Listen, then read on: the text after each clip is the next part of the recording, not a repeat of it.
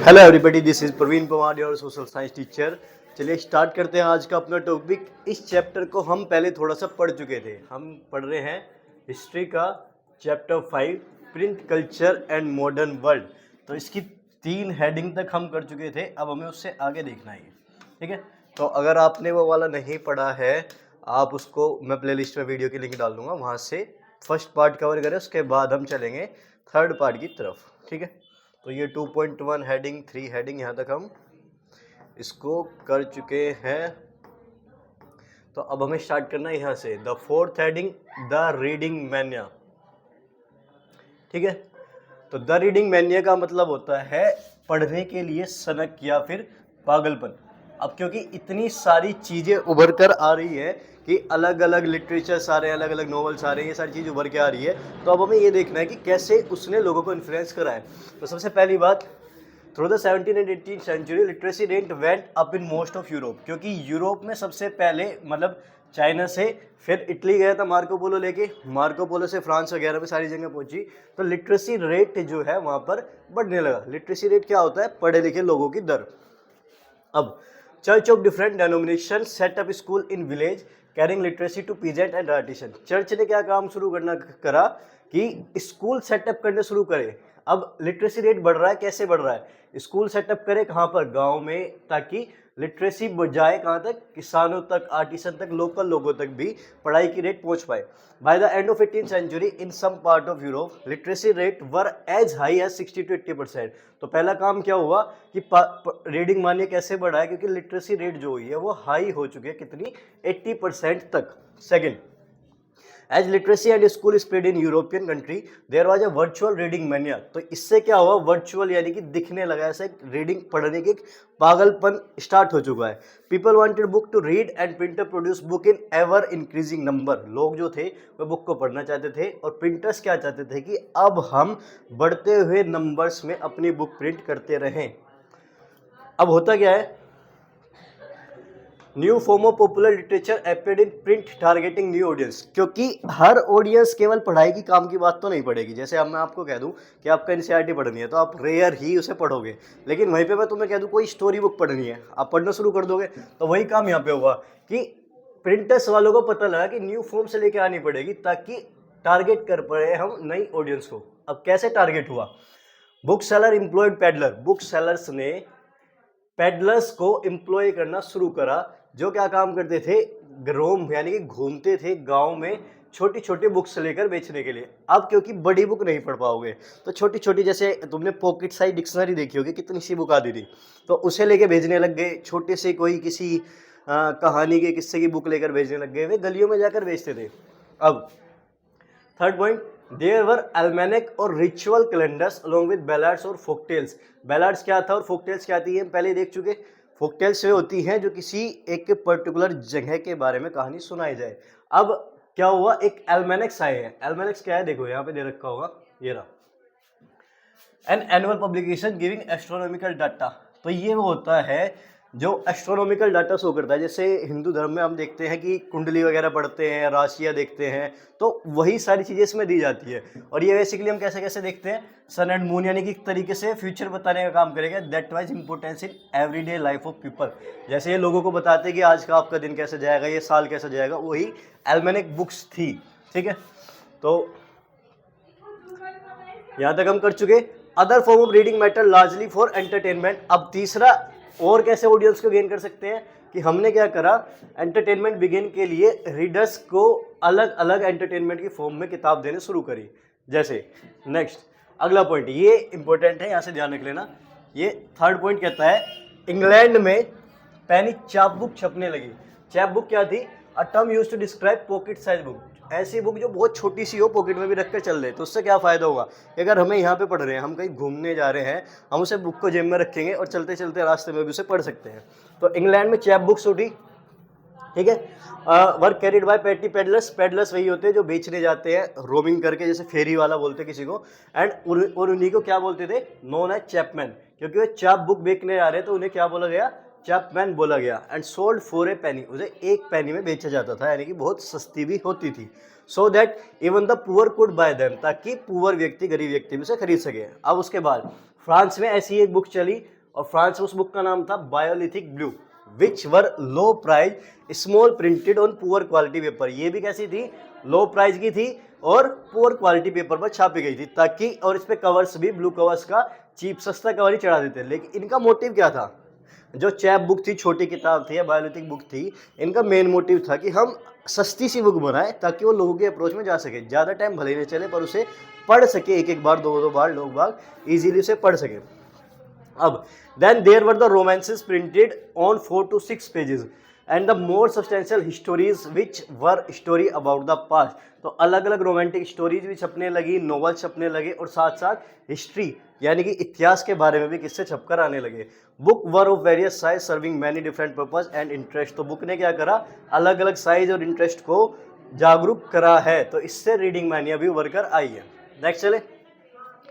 The periodically press developed the early 18th century combining information about current affair। अब क्योंकि book और आगे बढ़नी थी तो डेली यूज में कैसे कर सकते हैं, करंट अफेयर्स हमने छापनी शुरू कर दी कि आज के टाइम पर क्या इन्फॉर्मेशन चल रही है, सरकार ने क्या काम करा। उसके अलावा सबसे बड़ी मात्रा में न्यूज़पेपर छपे हैं और जर्नल्स भी डायरी वगैरह टाइप की होती है।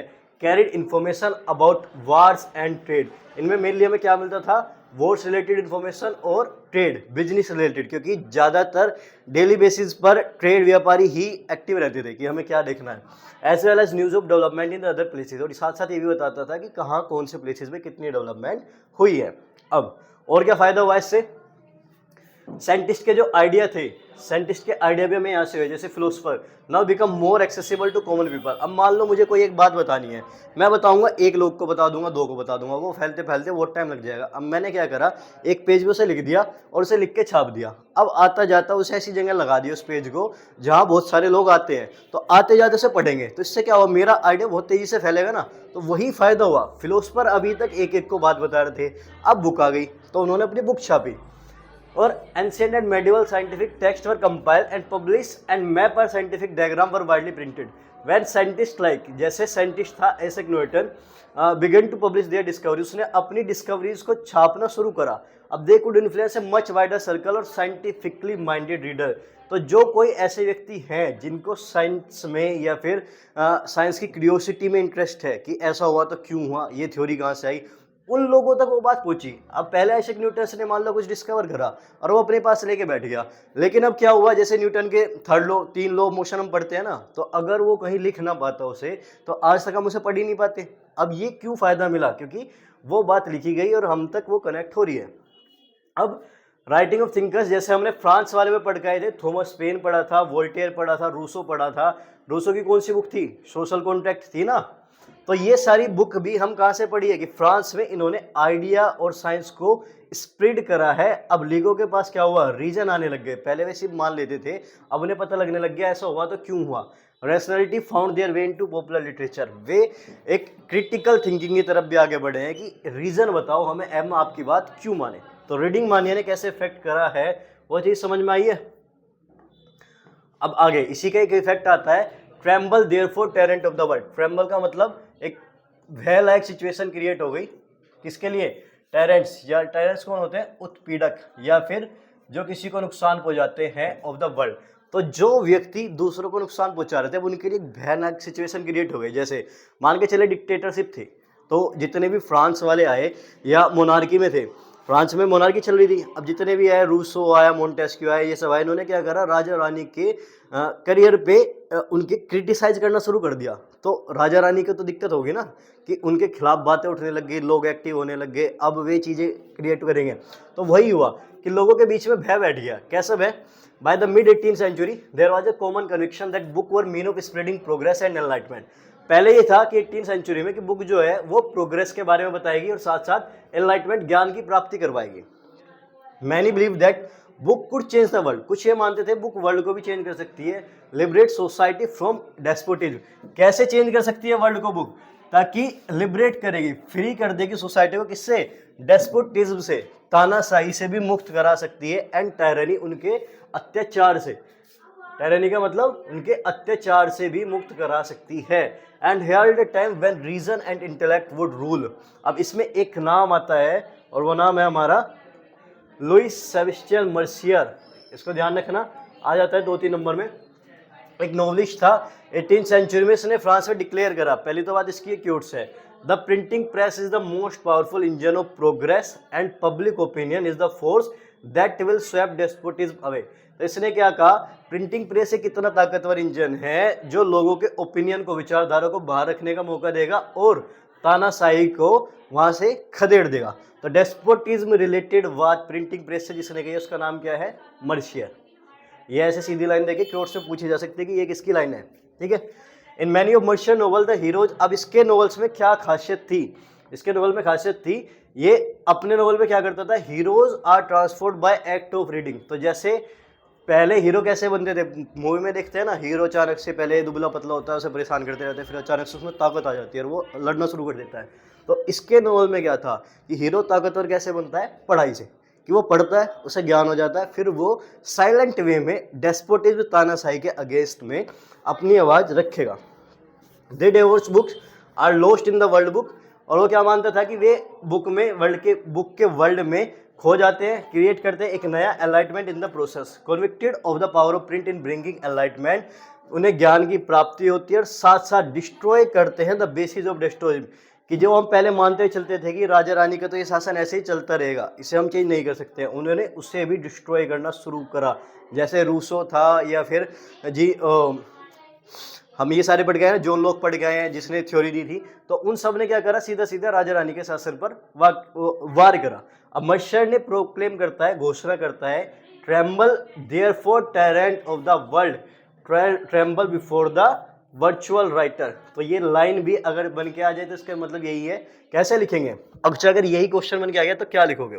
पहली बात, ये लाइन किसके द्वारा दी गई है, मर्शियर के द्वारा। दूसरा, ऐसा क्यों हुआ, क्योंकि मर्शियर मानता था कि प्रिंटिंग प्रेस पावरफुल इंजन है लोगों के ओपिनियन को बाहर रखने के लिए और साथ साथ डेस्पोटिज्म को बाहर खींचने के लिए। तीसरा, वो ये मानता था कि इससे लोगों को प्रोग्रेस होती है और ज्ञान की प्राप्ति होती है। अब ज्ञान की प्राप्त होगी तो वे क्या करेंगे, तानाशाही से अपने आप को लिबरेट कर पाएंगे, अपने आइडिया रख पाएंगे, और जो बात थी उनसे क्या होगा, एक कॉमन व्यक्ति भी हीरो बन जाएगा और अपने विचारधारा से तानाशाही के अगेंस्ट लड़ सकता है। हो जाएगा आंसर, 2-3 मार्क्स में आया तो। चले next, print culture and the French revolution.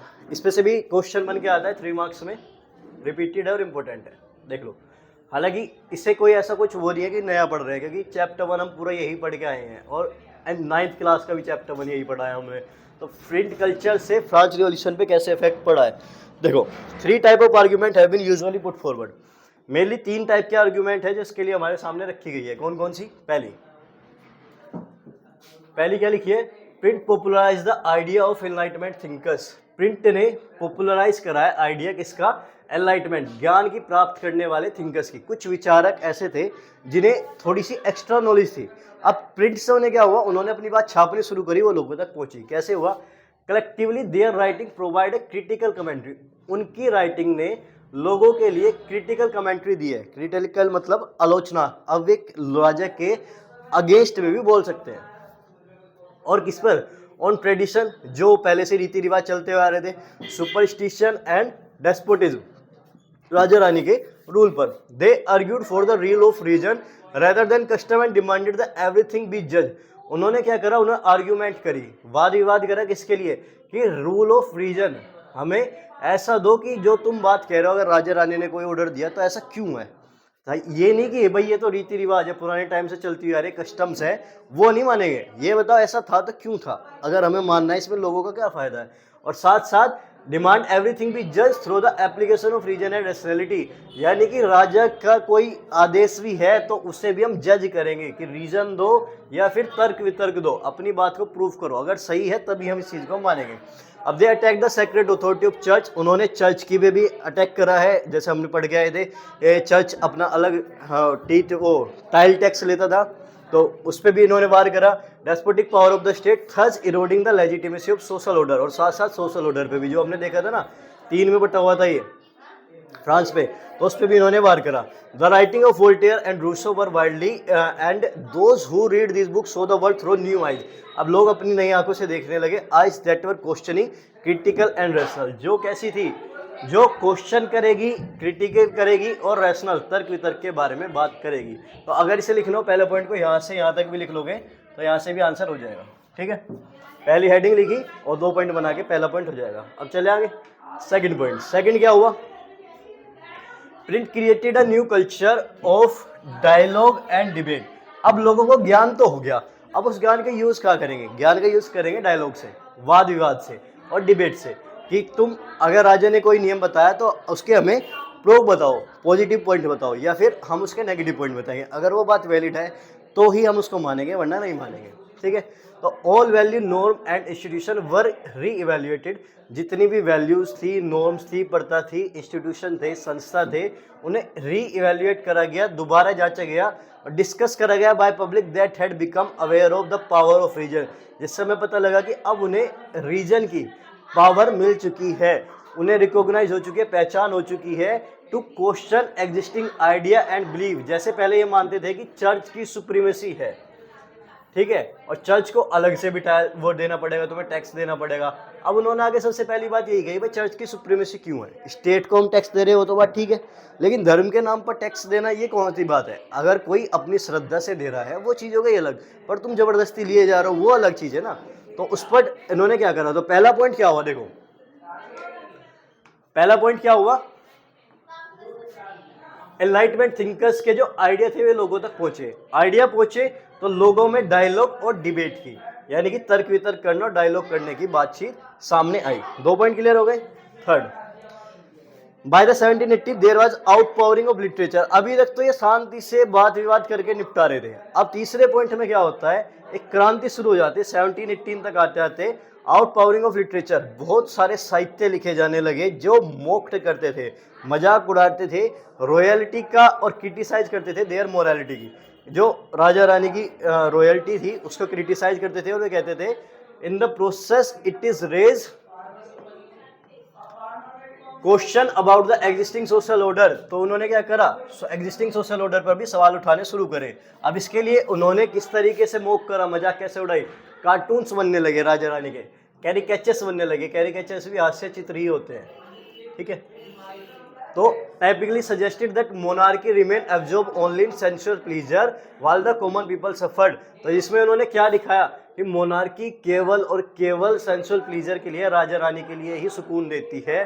Common people तो इसमें केवल सफर करता है, उन्हें हार्डशिप में जीवन जिताना पड़ता है। This literature circulate underground and led to growth the hostile sentiment against the monarchy. इससे क्या हुआ?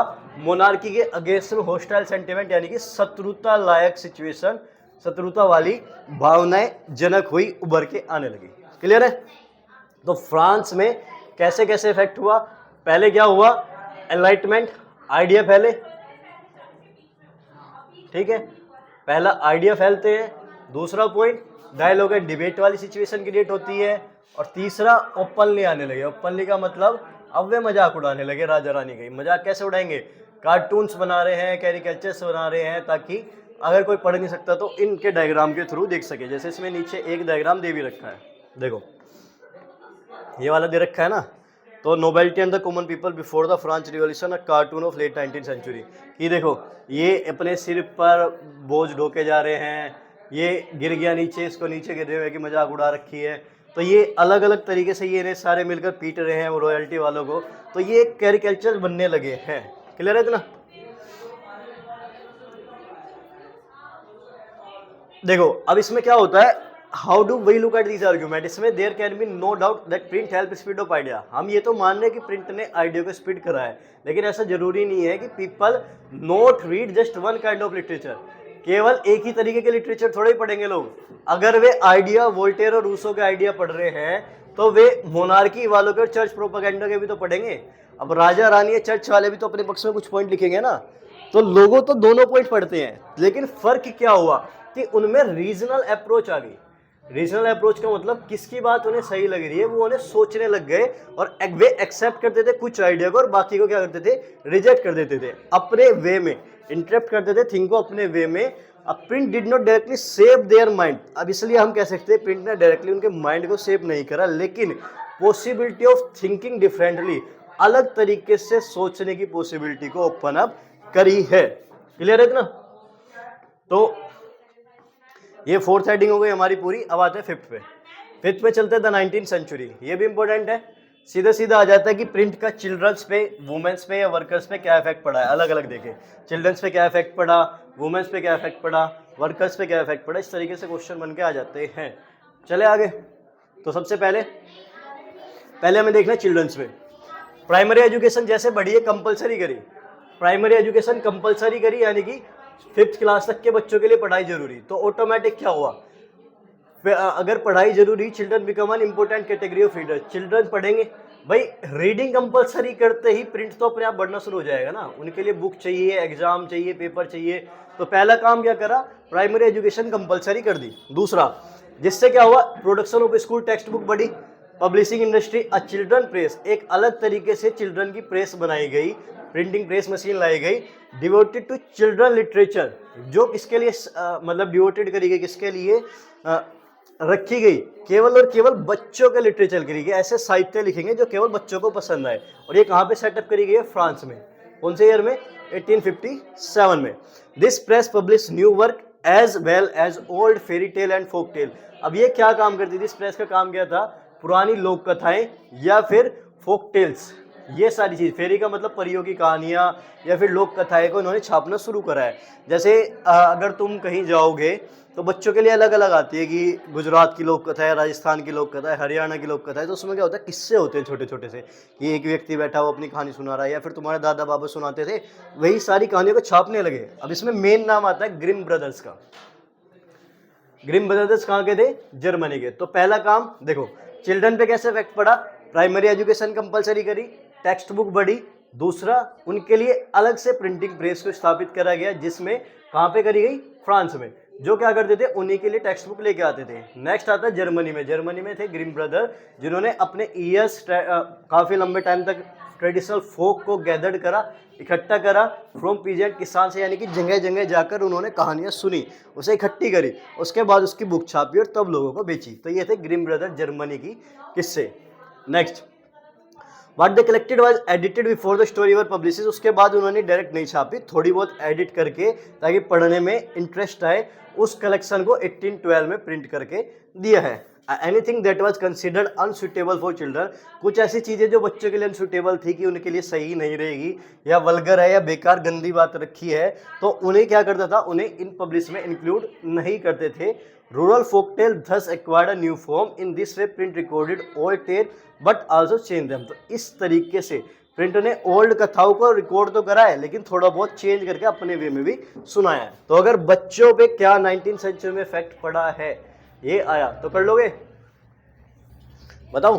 सीधा सीधा 4 point. Primary education compulsory, text book छपी, यहाँ पे फ्रांस में 1857 में एक प्रिंटिंग प्रेस उन्हीं के लिए अलग से डिवोटेड करी गई है। जर्मनी में ग्रिम ब्रदर्स ने फोक टेल्स इकट्ठा करके उन्हें दी है। आगे चले, women's. Women become important as reader as well as writer. अब वुमेन क्योंकि पढ़ना शुरू कर दिया, तो वे रीडर भी बनी और साथ साथ राइटर भी। जो पढ़ेगा वही तो लिखेगा। अगर मुझ पे कुछ पढ़ना आता है तभी तो मैं लिख पाऊंगा ना।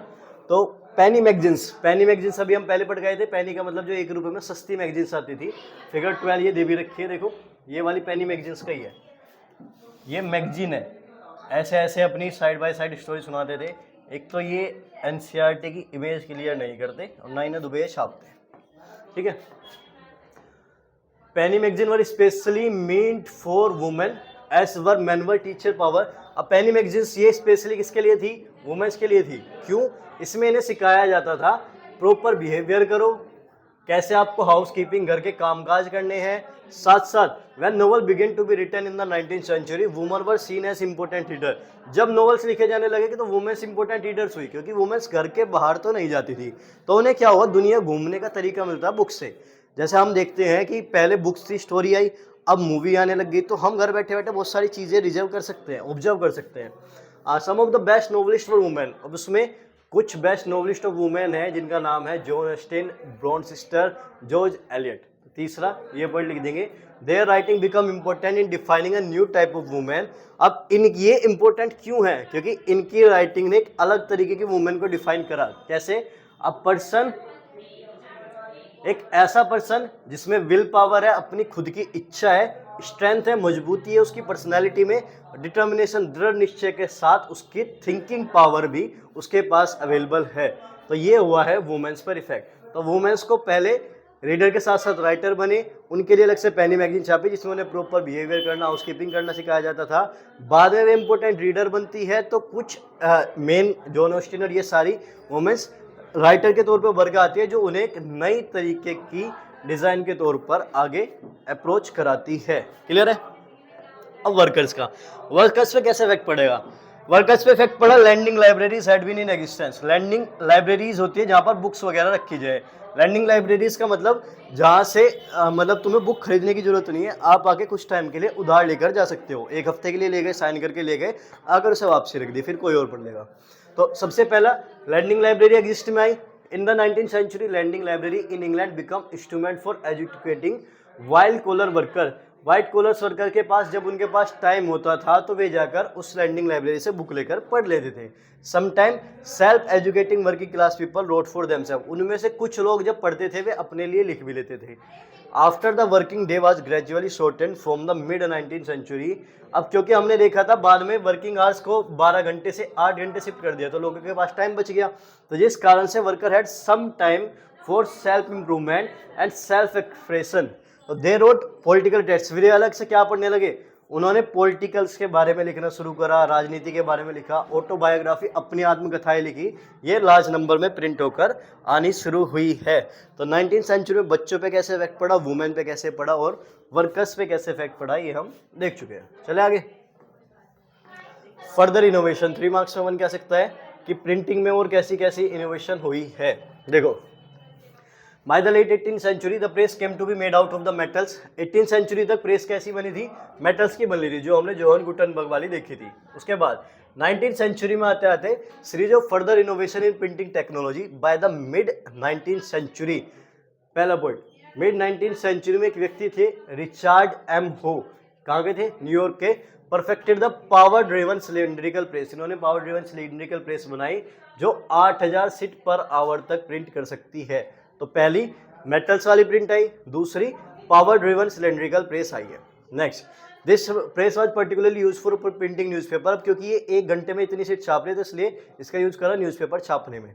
इन the late 18th century offset press was developed. उसके बाद दूसरी आती है offset press which could print up to 6 colour at a time. अब इसमें क्या करता था? एक टाइम में 6 कलर छाप सकता था। तो इससे क्या होगी? कलरफुल बुक भी छपकर आएगी। From the turn off 20th century electrically. अब इसके बाद 20th century में क्या होता है?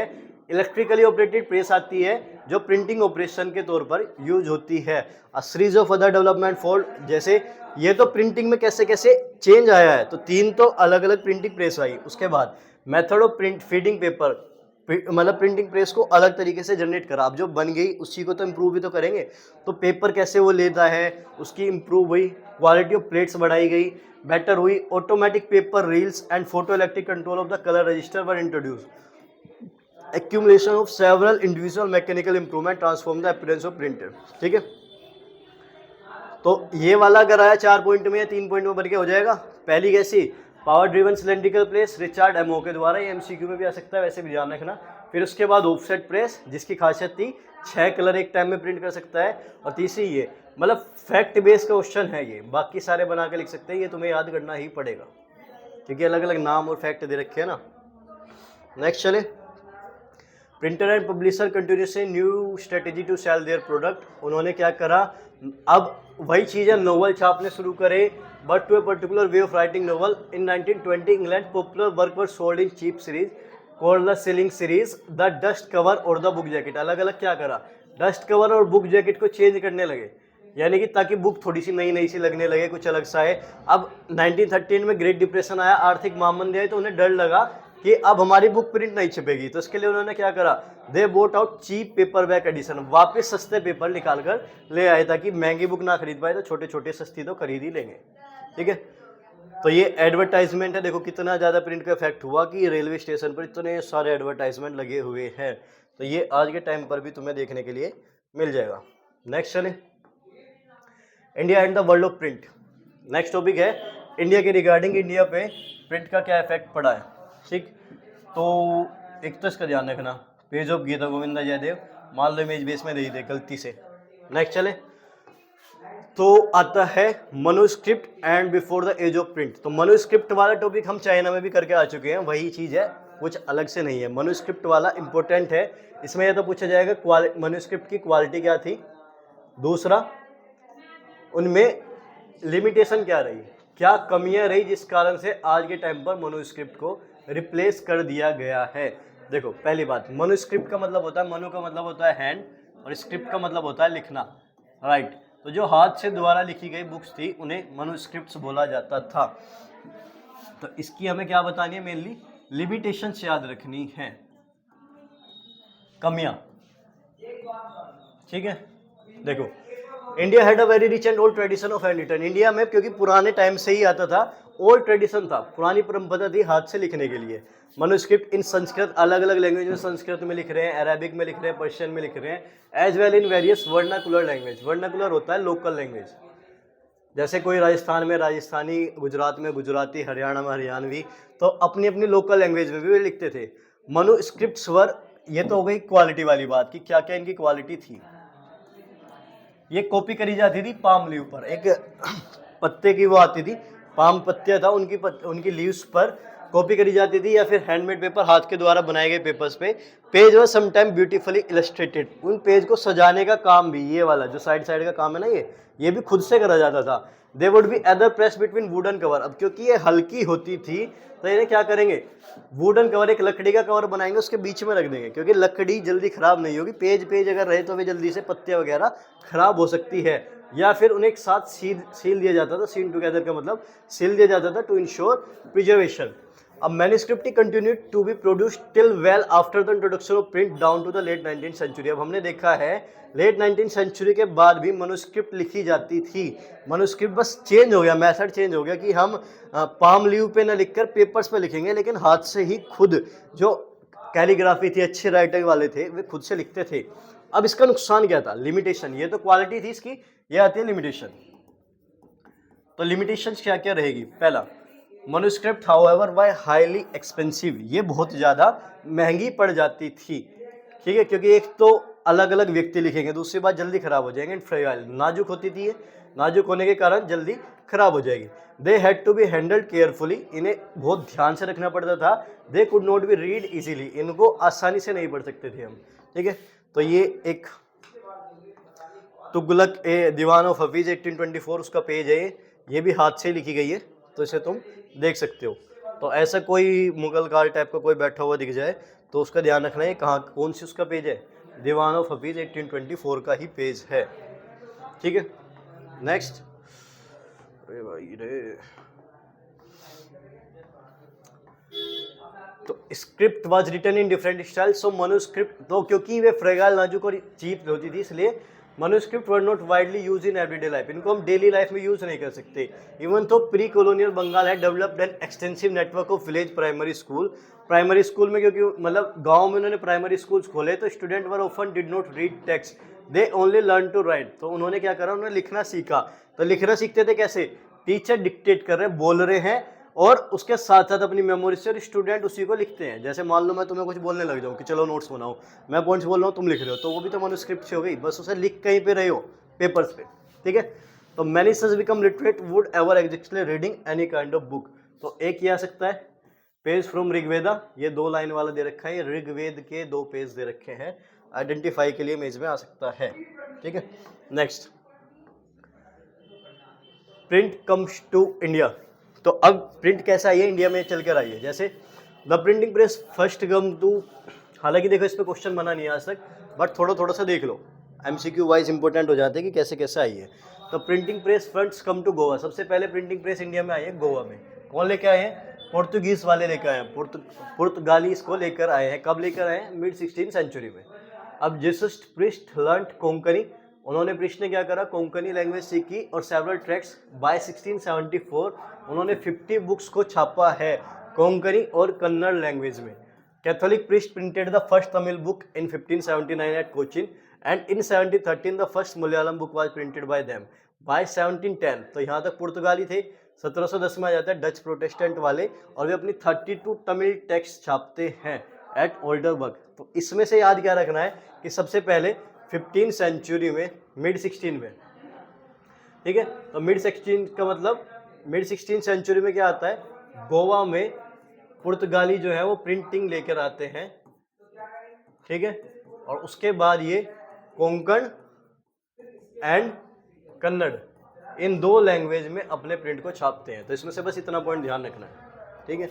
Next, English language press did not growth in India till quite late, even the About English East India Company began to important press from the late 17th century. English जो language press थी वो इतनी तेजी से grow नहीं कर पाई। उसका एक रीजन ये भी था क्योंकि लोगों को यहाँ पर इंग्लिश पढ़नी नहीं आती थी। अगर वे छाप भी लेंगे तो उसे पढ़ेगा कौन, खुद इंग्लिश वाले पढ़ेंगे तो उसका फ़ायदा क्या है।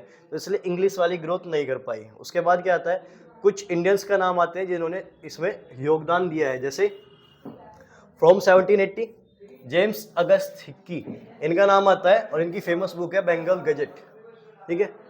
सीधा सीधा एमसीक्यू में बुक बेस पूछा गया है, ध्यान रखना। बंगाल गजेट किसकी है, जेम्स अगस्त हिक्की की। अब वीकली मैगजीन, इन ये क्या थी, वीकली मैगजीन है। अब इसमें एक नाम हो रहा है दोबारा, वो भी देखना। बंगाल गजेट वीकली मैगजीन का नाम आए तो जेम्स अगस्त हिक्की का आएगा। That describe itself as commercial paper open to all but influence by none. So it was private English enterprise proud of its independence from the colonial influence। तो ये क्या था, ये colonial influence से independent था, यानी कि ब्रिटिश रूल के इन्फ्लुएंस में नहीं लिखता था, अपनी इंडिपेंडेंट बातें लिखते थे। That began English printing in India।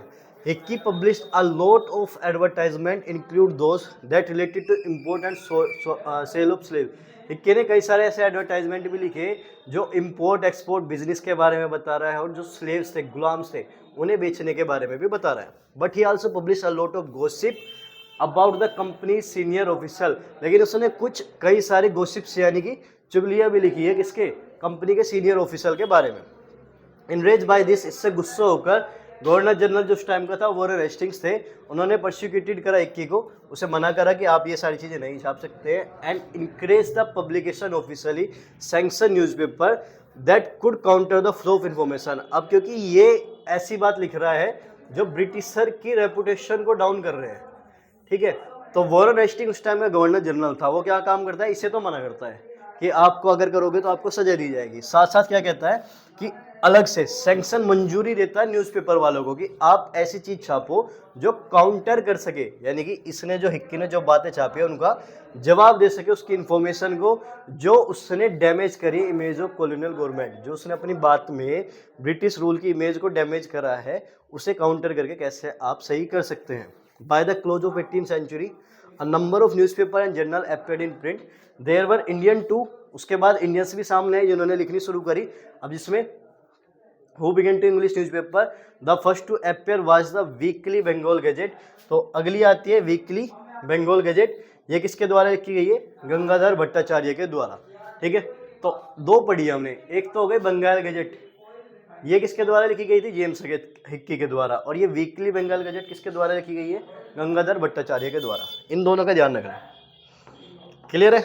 चले आगे, religious reform and public debate, इस पे भी इम्पोर्टेंट है, बन जाते हैं 3 मार्क्स के क्वेश्चन ऑलमोस्ट कि किस किस तरीके से आए हैं। तो रिलीजियस का मतलब क्या होता है, धर्म, और रिफॉर्म का मतलब सुधार, और साथ साथ पब्लिक डिबेट कि धार्मिक रिलेटेड सुधार में और पब्लिक डिबेट कैसे कैसे होती है। डिबेट्स, वाद विवाद, पब्लिक कैसे डिबेट करेगी और धर्म से रिलेटेड सुधार कैसे उभर कर आए हैं। तो from the early 19th century as you know there were intense debate around religious issue. अब क्योंकि लोग बाग पढ़ना शुरू हो गए, जैसे हमने फ्रांस में देखा था, उन्होंने पढ़ना शुरू करा तो सबसे पहले चर्च के अगेंस्ट में भी सवाल खड़े करने शुरू करे। लेकिन उसके बाद जैसे ये आगे आते हैं तो ये क्या करेंगे, रिलीजियस इशू पर भी तो सवाल करेंगे।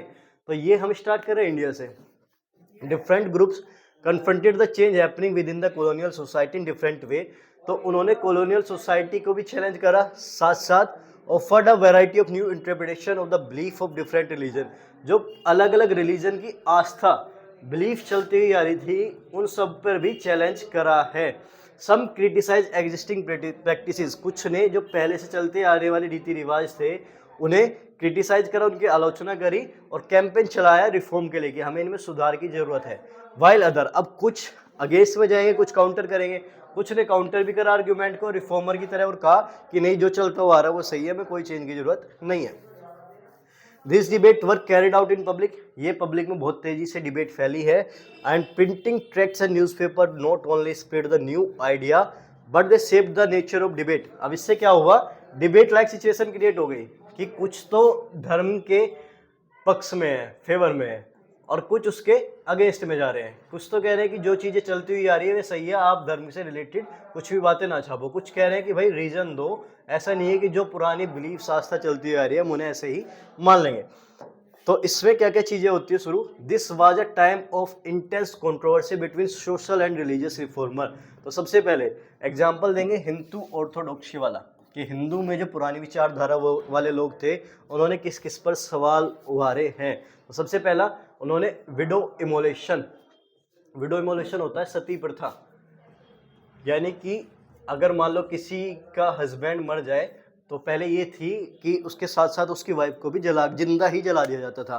तो कुछ लोगों ने इसके खिलाफ आवाज़ उठाई और इसको ख़त्म करा है, ठीक है। नेक्स्ट आता है मोनोथिज्म, मोनोथिज्म उसके बाद Brahmanical priest and idolatry. Monotheism होती है एक ईश्वरवाद, की केवल एक ही ईश्वर को मानेंगे, वही एक ईश्वर है, बाकी हम किसी ईश्वर की किसी की भी हम सपोर्ट नहीं करेंगे। नेक्स्ट ब्राह्मणिकल प्रीस्टहुड, यानी कि पुजारी को वो मानते थे, पंडितों को सबसे सर्वश्रेष्ठ मानते थे, उस पर खिलाफ अगेंस्ट इन्होंने आवाज़ उठाई है। और आइडोलेट्री यानी कि आदर्शवाद। In Bengal as the debate develop tract and newspaper proliferated circulating a variety of argument. तो ये साथ साथ क्या हुआ, अब जब जैसे सती प्रथा जैसी आई कि किसी स्त्री को जिंदा जला दिया जा रहा है, तो इसमें कुछ लोग तो अगेंस्ट में गए जिनकी अपनी आस्था थी, लेकिन कुछ लोगों को सही भी लगा कि भाई ठीक है, किसी का हस्बैंड मर गया तो ऐसा कोई ज़रूरी थोड़ा ही ना है कि उसकी पत्नी की गलती होगी। तो कुछ लोग इसके फेवर में आए, वो सही भी हुआ है। To reach a wider audience the idea were printed in everyday spoken language of ordinary. अभी ने क्योंकि अपनी बात पहुंचानी थी तो ये एवरीडे लाइफ में इन्होंने अपनी प्रिंट छापना शुरू करा, और स्पोकन लैंग्वेज यानी कि ऑर्डिनरी पीपल, जो देसी भाषा बोलते थे लोग, उसमें छापनी शुरू करी ताकि लोग बाग पढ़ के समझ सके। जिसमें सबसे पहले आते हैं राम मोहन रॉय, इन्होंने अपनी बुक छापी है संवाद कौमुदी फ्रॉम 1821। तो एमसीक्यू का नेक्स्ट क्वेश्चन, बुक में से बहुत क्वेश्चन आते हैं इसमें से। तो अभी हमने बंगाल गैजेट पढ़ी है, दूसरी है संवाद कौमुदी। संवाद कौमुदी किसकी है, राजा राम मोहन रॉय की। उसके बाद and the Hindu orthodoxy commission the Samachar Chandrika to oppose his opinion. तो इन्होंने लिखी संवाद कौमुदी, हिंदू ऑर्थोडॉक्सी जो पुरानी विचारधारा वाले हिंदू थे, इसके अगेंस्ट में उन्होंने लिखी है Samachar Chandrika to oppose his opinion, उसके विचारों को अपोज के लिए। मैंने अभी बताया ना, कुछ फेवर में तो कुछ अगेंस्ट में भी जाएंगे। From 1822 two Persian newspaper were publish Jam e Jahan Nama and Shamsul e Akbar. In the same year a Gujarati newspaper the Bombay Samachar made it appearance. तो सीधा सीधा इतना तो ध्यान रखना ही है कि पहली बात, हिंदू वालों में कुछ ने अपने फेवर में बात रखी तो कुछ उसके अगेंस्ट में भी आए। उन्होंने विडो इमोलेशन इन सब पर बात उठाई है। साथ साथ राजा राम मोहन रॉय की बुक संवाद कौमुदी है, उसको काउंटर अटैक करने के लिए हिंदू ऑर्थोडॉक्सी ने समाचार चंद्रिका छापी है, ठीक है। तो ये तो हो गया हिंदू वालों में कैसे रिलीजियस डिबेट आई। अब आते हैं मुस्लिम्स में। तो मुस्लिम्स में कैसे आती है, in North India the ulama were deeply anxious about a Muslim dynasty. Ulama कौन थे, legal scholar of Islam and the body of Islamic law. जो लीगल स्कॉलर जो ये मानते थे कि हम इस्लामिक वर्ग में ये कह सकते हैं, इस्लाम के धर्मगुरु बोल सकते हैं कि हमें बहुत चीज़ें जो भी इस्लामिक लॉ कानून वगैरह के बारे में हमें पता है। तो उन्होंने क्या करा, वे एंग्जियस थे about the collapse of Muslim dynasty, क्योंकि नॉर्थन इंडिया में पहले मुगल काल चल रहा था, फिर उसके बाद ब्रिटिशर आए, तो उन्होंने क्या करा, मुगल काल को हटा के ब्रिटिश रूल लाए हैं। तो उन्हें दिखा कि मुस्लिम डायनेस्टी का वंश का तो पतन होता जा रहा है, तो इसका मतलब क्या होगा, उन्हें फियर हुआ कि कॉलोनियल रूल जो है वो इंक्रेज करेगा कन्वर्जन को, कि अब वो उन्हें कन्वर्जन करेगा कि आप मुस्लिम्स पर्सनल लॉ छोड़ो और दूसरी तरफ से यानी कि जैसे ब्रिटिशर्स वगैरह थे, क्रिश्चियंस को अडोप्ट करो। To counter this they use chief lithographic presses publish Persian and Urdu translation of holy scripture. तो उन्होंने क्या करा, अपनी छोटी छोटी सस्ती बुक छापनी शुरू करी ताकि लोगों तक पहुंच सके। And publish Persian and Urdu translation, Persian language में और उर्दू में इनका ट्रांसलेट करना शुरू करा। इनका अपनी होली स्क्रिप्चर, अपनी जो धार्मिक किताब थी उनका। And printed religious newspaper and tract. Deoband seminary founded in 1867 publish stand up the 1000 of fatwas. इन्होंने क्या करा, फतवाज जारी करे। फतवाज क्या थे, ये दे रखा इधर, a legal pronouncement on Islam law usually given by a Mufti legal scholar. ये क्या था, लीगल प्रोनाउंसमेंट थी, एक लीगल घोषणा होती थी कि अगर आप कुछ भी मुस्लिम लॉ के अगेंस्ट में लिखोगे तो हम आपके खिलाफ एक लॉ जारी करेंगे या आपको सजा दी जाएगी। तो इन्होंने क्या करा, कई सारे फतवा जारी करे जिसमें Muslim readers how to conduct themselves in everyday life, जिसमें वे बताते थे कि मुस्लिम्स को कैसे अपनी डेली लाइफ में रहना है, इस्लामिक डॉक्ट्राइन्स का जो इस्लाम की थ्योरी चलती हुई आ रही थी उनका मीनिंग क्या है उसको एक्सप्लेन करा। All through the 19th century, a number of Muslim sect and seminary appeared, each with a different interpretation of faith, each keen on enlarging its following and countering the influence of its opponent. तो इन्होंने क्या करा, faith आस्था को explain करना शुरू करा और साथ साथ इंटरप्रेट का मतलब होता है व्याख्या करना, and influence of it opponent, और उसके साथ साथ जो अपोनेंट्स का इन्फ्लुएंस था उसे भी काउंटर करा है कि हमें किसी की भी बातों में नहीं आना है, जो हमारी पुरानी धार्मिक चीज़ें चलती ही आ रही है, इस्लामिक में बताया गया है, वो नहीं फॉलो करना है। Urdu print have them conduct the battles in public. तो आगे among Hindus to print increase the reading of religious text, तो हिंदूज ने भी अपने रिलीजियस टेक्स्ट को पढ़ने के लिए इंक्रेज करा, specially in the vernacular language, specially किसमें, वर्नाकुलर यानी कि लोकल लैंग्वेज में। तो लोकल लैंग्वेज में पढ़ने के लिए उन्होंने इसको आगे पूछा। जैसे हिंदू में अगर हम बात करें रामायण, तो रामायण की कॉपी है रामचरितमानस की कॉपी है रामायण, रामचरितमानस लिखी थी तुलसीदास जी के द्वारा। तो ये भी बुक पूछी जाती है एमसीक्यू में कि रामचरितमानस किसके द्वारा लिखी गई है। इसको भी 16th सेंचुरी में फ्रॉम कलकत्ता 1810 में एक नई वर्नाकुलर लैंग्वेज में पब्लिश करा गया। By the mid 19th century chief lithographic edition flood north Indian market, सस्ती जो लिथोग्राफिक एडिशन थी वे नॉर्थ इंडिया की मार्केट में फैली है। From the 1880, the Naval Cross Press at Lucknow and the Sri Venkateswar Press in Mumbai published numerous religious texts in vernacular language. तो ये जरूरी नहीं है इतना ज़्यादा, बस इतना ही देख लो कि पहले क्या हुआ, रिलीजियस डिबेट आई, कुछ फेवर में है कुछ अगेंस्ट में है, जिसमें से हिंदू वाले के 2-1 एग्जाम्पल देना और उसके साथ साथ मुस्लिम्स वाले का जैसे फतवा जारी करा और एक्सप्लेन करना शुरू करा है। इसमें इन्होंने अपनी बुक छापी है, ऑर्थोडॉक्सी में राजा राम मोहन रॉय थे और रामचरितमानस इन्होंने छापी है। ठीक है, religious text therefore reach a variety circle of the people. तो इसमें बस इतना ही है, चलो क्लियर है इतनी चीज़, यहाँ तक कर लोगे। अब नेक्स्ट हेडिंग हमारी आती है न्यू फॉर्म ऑफ पब्लिकेशन। अलग फॉर्म ऑफ पब्लिकेशन उभर के आई है, 2 हेडिंग रह रही है, बस थोड़ा थोड़ा जल्दी खत्म करते हैं इसे। Printing created and appetite for new kind of writing, अलग तरीके की काइंड ऑफ राइटिंग उभर के आई। जैसे ये सिमिलर ही है, जैसे थोड़ा सा उसमें हमने देखा था ना कि अभी तक अलग अलग फॉर्म के कैसे आए, जैसे नॉवेल्स आ रहे हैं, ठीक है, नॉवेल्स के बाद कुछ चीप बुक आनी शुरू हुई, चीप बुक आने के बाद फिर हमने क्या देखा, पोस्टर्स आने शुरू हुए। तो अब इस वाले जो टॉपिक पे फोकस कर जाएगा पोस्टर या ड्राइंग पे करा जाएगा, बस इतना ही है, इससे ज़्यादा इसमें ज़्यादा डिटेल में ध्यान देने की इस टॉपिक पे जरूरत नहीं है क्योंकि नहीं पूछा जाता है। तो इसमें क्या हुआ देखो, printing created and appetite for news of writing as more and more people could now read, they wanted to see their own life experience, emotion and relationship reflected in what। अब लोग क्या चाहते थे कि नॉलेज तो बहुत पढ़ ले, अब हमें ऐसी चीज़ देखनी है जो हमारे लाइफ के एक्सपीरियंस को, इमोशंस को या रिलेशनशिप को रिफ्लेक्ट करे। द नोवेल, तो ये आता था नॉवेल्स में।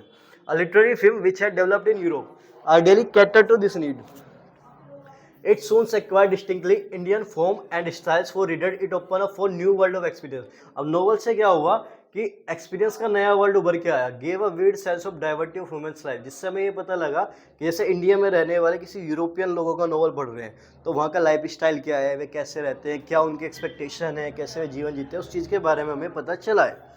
Other new literary form are also entered in the word of reading, जैसे लिरिक्स, अब हम सॉन्ग सुनते हैं उसके लिरिक्स लिखे जाने लगे, छोटी छोटी स्टोरी लिखी जाने लगी, जैसे मूवी बन रही है, चैप्टर बन रहे हैं, ऐसे लिखे जाने लगे।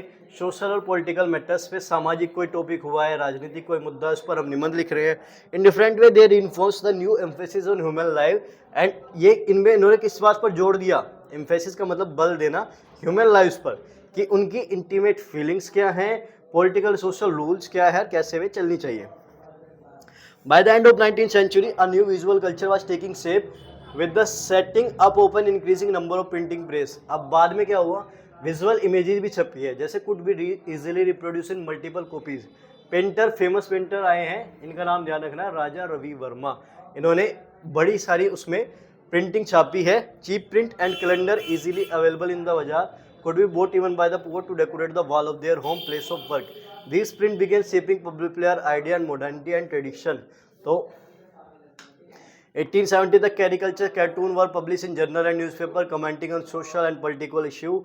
Some caricature ridiculed the ethical indignation, fascination with the western taste, while close. अब कुछ कैरिकेचर से बने हास्य चित्र बनने लगे, जैसे लोग इन्फ्लुएंस हो गए और फैसिनेट करने लगे किसको, वेस्टर्न टेस्ट को, कि उनके कपड़े कैसे हैं. Other express the fear of social change, जैसे मान लो कोई जीन्स पहनने लगा या वैसे शॉर्ट्स ड्रेस पहनने लगा, तो उससे क्या हुआ कि कुछ तो लोग उनकी मजाक उड़ा रहे हैं, कुछ को डर हुआ कि हम अपनी सोसाइटी वाली चीज़ें भूलकर वेस्टर्न की तरफ आगे बढ़ना शुरू कर रहे हैं. There were imperial caricatures lampooning nationalist, तो ये राष्ट्रवाद वालों की निंदा करने लगे कि अभी तक तो इतने सारे राष्ट्रवाद की बात उभर के आ रही थी, अब तुम इतने इन्फ्लुएंस हो गए कि वेस्टर्न कल्चर को ही अडॉप्ट करने लग गए. इन्होंने नेशनलिस्ट कार्टून ने क्रिटिसाइज करा इंपीरियल रूल को भी. ठीक है, तो ये एक पेंटिंग देख लो, राजा रवि वर्मा के द्वारा बनाई गई पेंटिंग है. राजा ऋतुवाज रेस्क्यूइंग द प्रिंस मदलसा. ठीक है, और ये बनाई किसने है, राजा रवि वर्मा ने ये पेंटिंग बनाई है, देखने के लिए आ सकती है. तो नेक्स्ट है वुमेन एंड द प्रिंट. देखो वुमेन का रोल क्या था वो हम देख चुके हैं, बस इसे थोड़ा सा और इसमें करना है, थोड़ा डिटेल में. अगर वुमेन वाला आया तो उसे हम इस बात में जिक्र कर लेंगे. Lives and feeling of women begin to return in particularly vivids and intense way. Women reading therefore increase enormously in middle class home. Womens की जो रीडिंग बढ़नी शुरू हुई वो मिडिल क्लास में थोड़ी ज़्यादा बढ़ी है. Liberal husband and father began educating their women folk at home. जो थोड़े से लिबरल हस्बैंड्स थे, पति थे जो थोड़े से मॉडर्न थॉट्स वाले थे, और कुछ फादर्स थे, उन्होंने क्या कहा कि हम अपनी घर की बेटियों को और वाइफ्स को घर में पढ़ाना शुरू करेंगे and send them to school, साथ साथ उन्हें स्कूल भी भेजेंगे. अब जब वुमेन स्कूल्स में गई, सो सिटी टाउन में मिड 19th सेंचुरी में सेटअप करे गए, क्योंकि उन्हें स्कूल जाना था तो वुमेन्स के स्कूल भी सेटअप करे गए. Many journal began carrying writing by women and explain why women should be educated. तो कुछ जर्नल वालों ने भी ये बात लिखी कि वुमेन्स को क्यों पढ़ना चाहिए ताकि और ज़्यादा इंस्पायर हो. They also carried a syllabus and attached suitable reading matter which could be used for home based schooling. तो उन्होंने एक सिलेबस वगैरह भी अटैच करे ताकि घर पर भी अगर कोई पढ़ना चाहे उसे पढ़ सके. लेकिन दिक्कत कहाँ आती है, not all family were liberal. सारी फैमिली तो लिबरल नहीं थी, कुछ कंजर्वेटिव भी थे जो पुरानी थिंकिंग वाले थे. वे बिलीव करते थे कि literate girl would be widowed. कुछ की ऐसी मतलब होता है ना बे सिर पैर वाली बातें, तो कुछ कंजर्वेटिव हिंदूज ये मानते थे कि अगर लड़की पढ़ लिख लेगी तो वो विडो यानी कि विधवा हो जाएगी, उसके पति की डेथ हो जाएगी. कुछ मुस्लिम्स ये मानते थे कि educated women would be corrupted by reading Urdu romances. जो पढ़ी लिखी वुमेन्स हो जाएगी वे करप्ट हो जाएगी, यानी कि बिगड़ जाएगी उर्दू रोमांसेस, उर्दू में जो रोमांसेस की स्टोरी वगैरह होती है उन्हें पढ़ के. समटाइम रिबेल वुमेन डिफाइन सच प्रोविजन. कुछ क्रांतिकारी वुमेन्स ने ऐसी प्रोविजन को डिफाइन भी करा है, मना करा है. We know the story of a girl in conservative Muslim family of North India who secretly to learn and read and write in Hindu.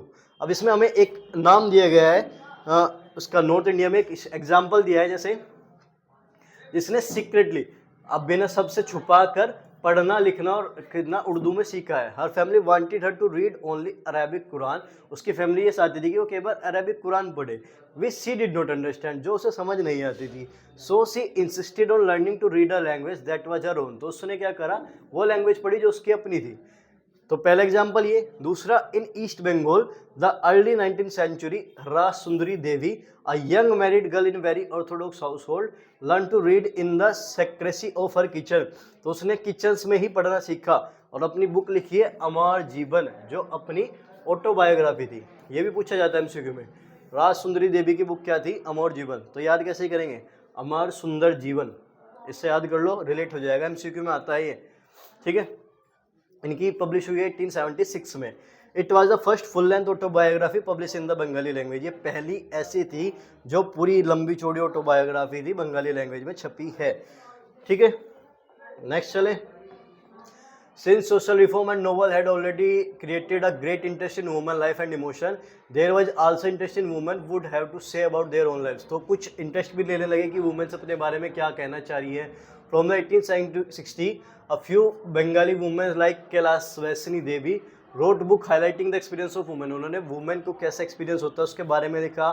About how to women were imprisoned at home, कि उन्हें घर पर कैसे कैद करके रखा जाता है, उनकी बातों को इग्नोर करा जाता है, फोर्स करा जाता है डोमेस्टिक लेबर, यानी कि घर पे मजदूरी के लिए treated unjustly by the very people they serve. तो वुमेन की राइटिंग से क्या फ़ायदा हुआ, वुमेन की राइटिंग से ये फ़ायदा हुआ कि अब तक हम केवल मेल का व्यू देख रहे थे, कि आदमी की क्या विचारधारा है, कैसे चलती है। अब हमें पता लगा वुमेन्स को क्या क्या प्रॉब्लम फेस करनी पड़े, उनके लिए हमें क्या सॉल्यूशन करने चाहिए। ठीक है, तो in 1880 the present day Maharashtra Tarabai Shinde and Pandita Ramabai wrote with the passionate anger, इन्होंने गुस्से के साथ लिखा about measurable life of upper caste Hindu women specially widows. तो इन्होंने अपर कास्ट और लोअर कास्ट के बारे में भी लिखा है। A woman in Tamil novel express were reading to mean for women who were so greatly confined by social regulation for various reason my world is small more than half of my life happiness has come from the book. तो एक व्यक्ति ने ये भी कहा है कि for warriors काफ़ी सारे रीजन से मेरा जो वर्ल्ड है, पूरी दुनिया बहुत छोटी सी थी, मैं केवल घर में ही सिमट कर रह रखी थी, लेकिन अब मेरी लाइफ हैप्पीनेस बढ़ी है बुक्स के माध्यम से, क्योंकि बुक के माध्यम से मैं नई नई चीज़ें समझ पाई हूँ। So while Urdu, Tamil, Bengali and Marathi print culture had developed early, Hindi printing began seriously from 1870. Soon the last sentiment of it was devoted to the educating of women. तो ये कैसे बढ़ाया आगे फिर?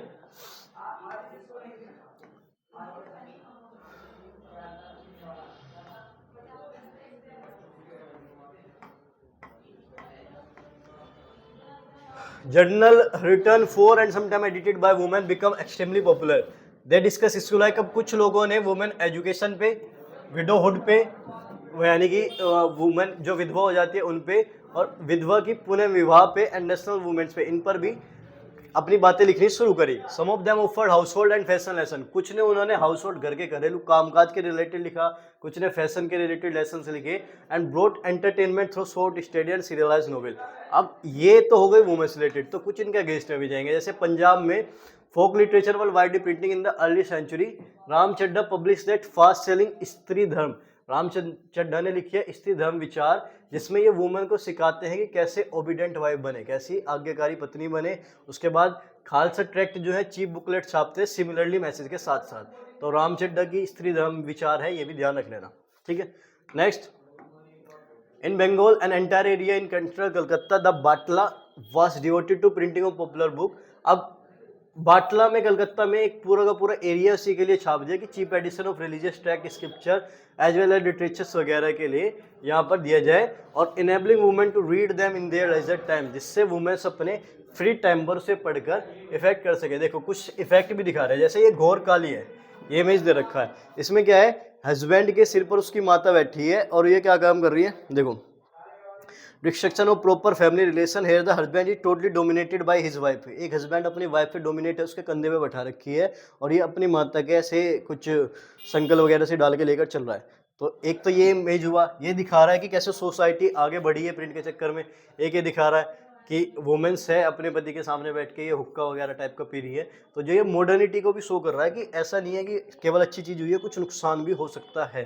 ठीक है, next, print and the poor people.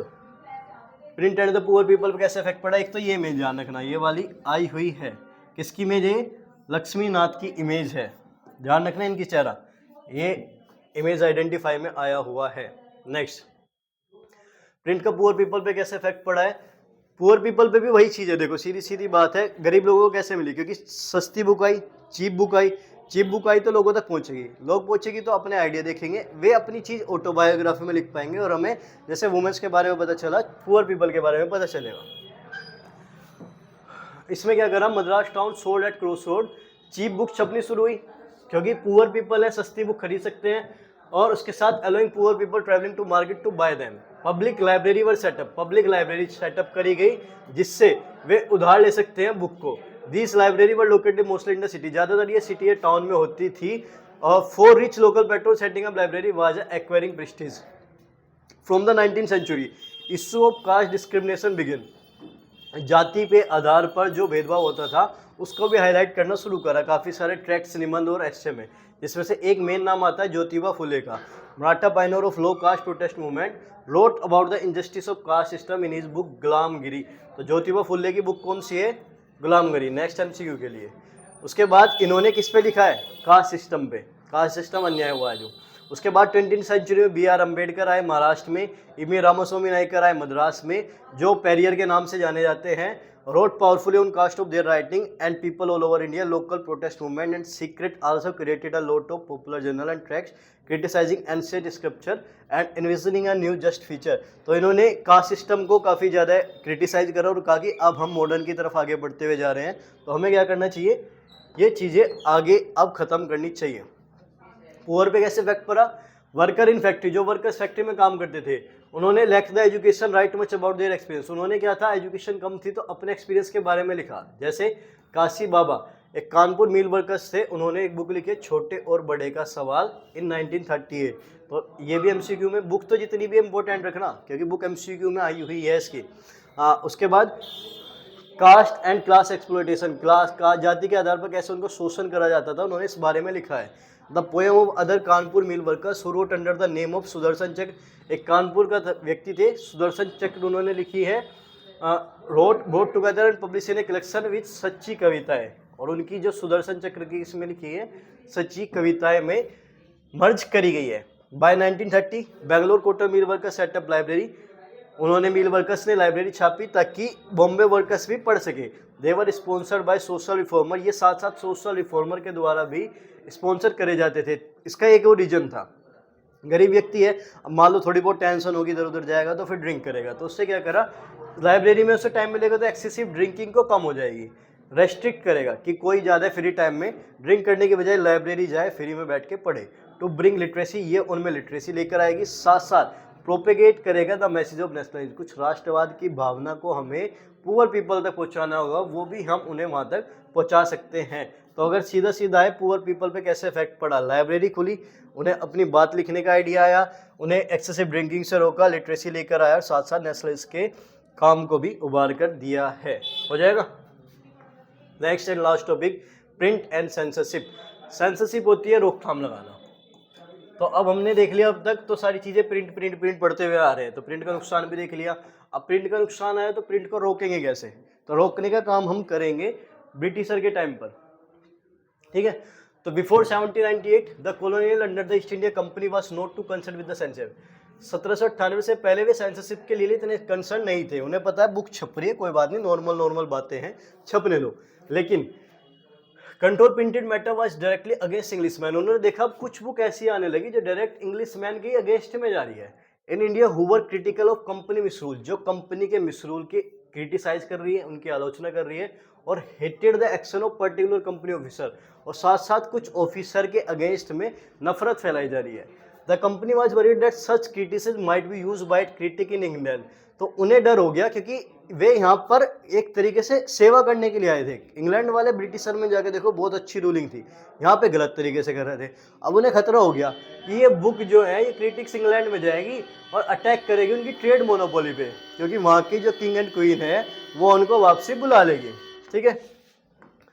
By the 1820, the Calcutta Supreme Court passed certain regulation to control press freedom, and the company began encouraging publication of newspaper would celebrate British rule. तो 1820 तक आते आते Calcutta supreme court ने कई सारी restriction भी लगाई है। उसके बाद इन 1835 पेशअप with urgent petition by editor of English and vernacular newspaper, governor general Bentinck agreed to revise press law. तो उसने क्या करा, प्रेस लॉ को हमें रिवाइज करना पड़ेगा। मैकेले ने लिबरल को जो कॉलोनियल ऑफिशियल था न्यू रूल बनाए that restored the earlier freedom, तो उसने वापसी फ्रीडम ले आया। लेकिन फिर होता है रिवोल्ट ऑफ 1857, 1857 के बाद क्रांति आती है जिसमें क्या कहते हैं, the attitude to freedom of press change, क्योंकि उन्हें देखा कि क्रांति आई है, कहीं ना कहीं प्रिंट का इफेक्ट पड़ा है, तो वे इसको चेंज करते हैं। फिर बोलते हैं England enraged Englishman demanded a clamp down on the native press, उन्होंने क्या करा, एक क्लैम्प डाउन करा, रोकथाम लगानी शुरू कर दी। As vernacular newspaper become assertively nationalist, vernacular थे लोकल वाले, लोकल न्यूज़पेपर जो थे वे एसर्टिवली नेशनलिस्ट बन गए और कॉलोनियल गवर्नमेंट के अगेंस्ट में जाने लग गए, जिससे डिबेट की लायक सिचुएशन भी उभर कर आई। अब उसमें 1878 में वर्नाकुलर प्रेस एक्ट पास करा जाता है। यहाँ से इंपोर्टेंट है 1878 में क्या आता है, वर्नाकुलर प्रेस एक्ट, जो आयरिश प्रेस लॉ पर बेस्ड था। It provide the government with extensive right to censor sport and editorial in the vernacular language। इसने क्या करा, इस पे शॉर्ट नोट लिखने के लिए आ जाता है 3 मार्क्स में। तो पहली बात वर्नाकुलर प्रेस एक्ट कब आया, 1878 में। इसने क्या करा, ब्रिटिशर को एक्सटेंसिव राइट दिए ताकि census report and editorial in the vernacular press, कि कोई भी अपनी लोकल लैंग्वेज में कुछ बात लिखे उस पर तुम्हें नजर रखनी है। From now on the government keep regular track of the vernacular newspaper, उसके बाद से गवर्नमेंट ने नजर रखनी शुरू करी जो भी देसी लैंग्वेज में न्यूज़पेपर लिखे जा रहे थे। वैन अ रिपोर्ट वाज जज, जब ऐसी कोई रिपोर्ट जज करी जाती थी और सेडिटियस विद्रोहजनक पाती थी तो न्यूज़पेपर वाज वार्न, पहले भी न्यूज़पेपर को वार्निंग देंगे, अगर वार्निंग इग्नोर करी जाए दोबारा उनके अगेंस्ट में लिखा जाए the press was liable to be seize, तो उनकी प्रिंटिंग प्रेस को सीज कर लिया जाता था, जब्त कर लिया जाता था, और प्रिंटिंग मशीनरी कॉन्फिस्केटेड, तो उनकी जो मशीन है उसको भी जब्त कर लिया जाता था, प्रेस को मना कर दिया जाता था। ठीक है, तो वर्नाकुलर लैंग्वेज सीधा सीधा क्या कर रहा है कि इंडियंस को अपनी मर्जी से फ्रीडम ऑफ प्रेस को छीन रहा है, कि आपको कुछ भी अपनी मर्जी से नहीं छापना है या कुछ भी ब्रिटिशर के अगेंस्ट नहीं छापोगे, अगर छापोगे तो आपकी हम प्रेस को जब्त करके आपको कुछ भी न्यूज़पेपर बैन कर दिया जाएगा। So despite repressive measure, nationalist newspaper grew in number in all part of part. तो इसके बाद भी ऐसी दबाने लायक सिचुएशन के बाद भी अलग अलग न्यूज़पेपर उभर के आए। The report on colonial मिसरूल, colonial के मिसरूल पर उन्होंने आवाज़ उठाई, नेशनलिस्ट एक्टिविटी को बढ़ावा दिया, attempt to throttle nationalist criticism, provoked military protest, this in turn lead to renewed cycle of prescription and protest. When Punjab revolutionary were deported in 1907, Bal Gangadhar Tilak wrote with great sympathy about them in Kesari. तो बाल गंगाधर की book कौन सी है? केसरी।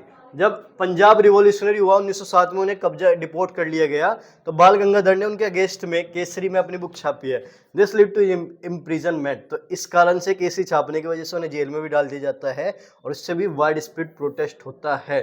तो vernacular वाला important है, आ जाता है। उसके साथ साथ एक ये वाला पढ़ लेना, लास्ट पेज पे ये दे रखा है, यहाँ से लेकर यहाँ तक का ये वाला केस बेस में बनकर आया हुआ है। ठीक है, ये तुम्हें खुद रीड करना है। और उसके बाद ये नीचे वाला, ये भी एनसीईआरटी एक्सरसाइज में क्वेश्चन दे रखा है। गांधी जी ने क्या कहा फ्रीडम के बारे में, लिबर्टी ऑफ स्पीच, कि लिबर्टी ऑफ द प्रेस, जो प्रेस की स्वतंत्रता है, फ्रीडम ऑफ एसोसिएशन है, the government India is now seeking to crush, government जो इंडिया रूल कर रही है वो उसको दबाना चाह रही है। 3 powerful vehicle of expressing and cultivating public opinion, जिससे लोगों की विचारधारा बाहर ना आए। द फाइट फॉर स्वराज, जो स्वराज के लिए हम लड़ रहे हैं, खिलाफत के लिए हम लड़ रहे हैं, वे इन्हें भी दबाना चाह रहे हैं। ठीक है, तो ये हो जाता है हमारा चैप्टर खत्म। बाकी ये एनसीईआरटी के क्वेश्चन है, ऑलमोस्ट टॉपिक हम कवर कर चुके हैं इनमें से। एक ये इरेस्मस आइडिया प्रिंटेड बुक वाला रह गया, ये भी साइड से मैं दे रखा है, इसे दिखाता हूँ वहाँ पे। बाकी तो ऑलमोस्ट हम इसमें से क्वेश्चन कवर कर ही चुके हैं। इरेस्मस आइडिया वाला कहाँ पे मिलेगा, ये था, एक सेकेंड देख लेते हैं इसको।